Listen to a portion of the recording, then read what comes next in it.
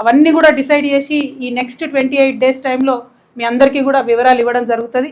మా దగ్గర జాగృతి నుండి ప్రతి గ్రామం నుంచి కార్యకర్తలు తరలి రావాలి. పొద్దున్నే ఉంది కాబట్టి మంచిగా పొద్దుగాలు లేచి సద్దన్నం తిని బయలుదేరండి. వచ్చినాక మీటింగ్ అయినా ఉడకన్నం తిందాం. కాబట్టి ప్రతి ఊరు నుంచి ఎక్కడ జాగృతి కార్యకర్తలు ఉంటే అక్కడ బయలుదేరి రావాలి. ఎవరి గురించి ఆలోచించొద్దు. మనకెవరో వచ్చి ఏదో బండ్లు పెడతారు ఏదో చేస్తారు అనుకోవద్దు. ఇది మన పని, మన రాష్ట్రం పని, మన కోసం మనం చేసుకునే పని. కాబట్టి ఖచ్చితంగా ఈ రాష్ట్ర రాజకీయాలు మార్చాలి. ముఖ్యంగా యువ మిత్రులకు నేను చెప్తా ఉన్నాను, రిక్వెస్ట్ చేస్తూ ఉన్నాను. మనము తెలంగాణ వచ్చినప్పటి నుంచి కూడా ఇంకా కూడా జాబ్ల కోసం వెయిట్ చేస్తున్నటువంటి పరిస్థితి ఉంది ఇప్పటి వరకు కూడా. మరి యువ మిత్రుల కోసం ఏం చేయబోతా ఉంది కొత్త పార్టీ అని ఆ రోజు చెప్పబోతా ఉన్నాం.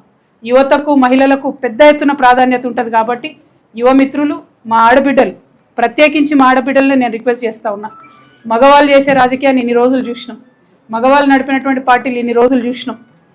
మన బిడ్డ జాబ్ కోసం ఎదురు చూడాలి, మన ఇంటికి వచ్చే లోన్ కోసం ఎదురు చూడాలి, పంటకు వచ్చేటటువంటి బోనస్ కోసం ఎదురు చూడాలి. టైంకు మాత్రం ఏదెవరు ఇచ్చినట్టుగా కనబడతలేదు. కాబట్టి ఆడబిడ్డల జీవితంలో మార్పు తీసుకురావడానికి ఈ రాష్ట్రంలో ఒక ఆడబిడ్డగా మీ అందరి ఆశీర్వాదం కోరుతూ నేను ఒక పార్టీని పెట్టబోతా ఉన్నా. మా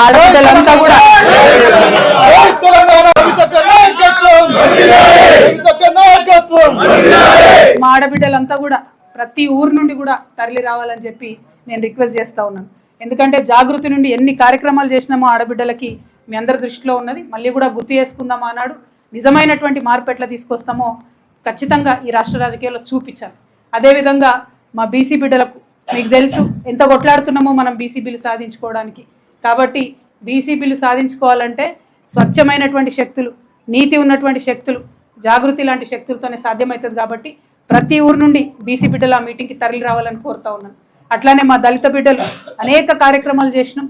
ఎక్కడ ఆకృత్యాలు జరిగితే అక్కడ వచ్చి మీ వెంట నిలబడ్డాం.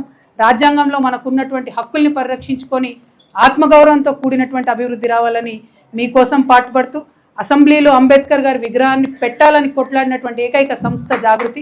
మరి ఆ సంస్థ ఇవాళ పార్టీగా మారబోతా ఉంది. కాబట్టి ప్రతి గ్రామం నుంచి దళిత బిడ్డలు తరలి రావాలని కోరుతా ఉన్నాను.